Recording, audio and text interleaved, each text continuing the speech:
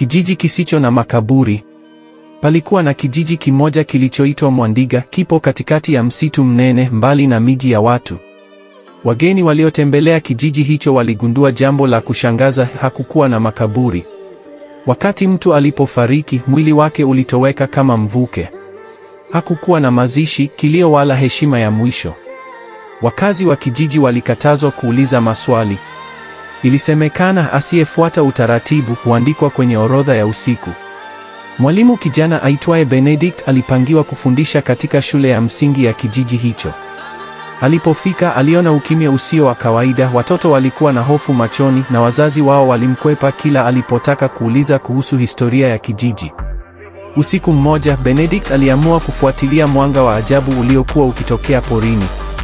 Alifika sehemu ya wazi yenye mti mkubwa wa miujiza. Hapo ndipo alipoona wazee wa kijiji wakifanya tambiko la ajabu, na kati yao kulikuwa na jeneza lililofungwa kwa minyororo ya moto. Benedict alipokaribia, sauti nzito ilimwambia, hili si la kwako. Ukilazimisha kujua, utakuwa sehemu ya siri hii milele.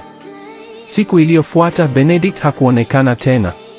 Walimu wenzake walitaarifiwa kwamba alihamishiwa kwa dharura. Lakini wakazi wa Mwandiga waliuona usiku huo ule mwanga mpya juu ya mti wa tambiko, ishara kwamba mgeni mwingine ameunganishwa.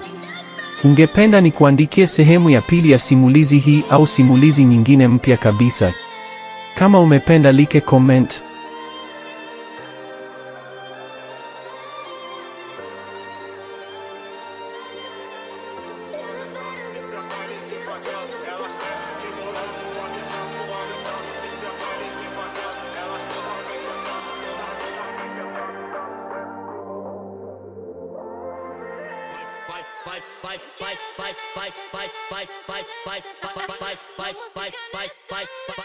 Fight.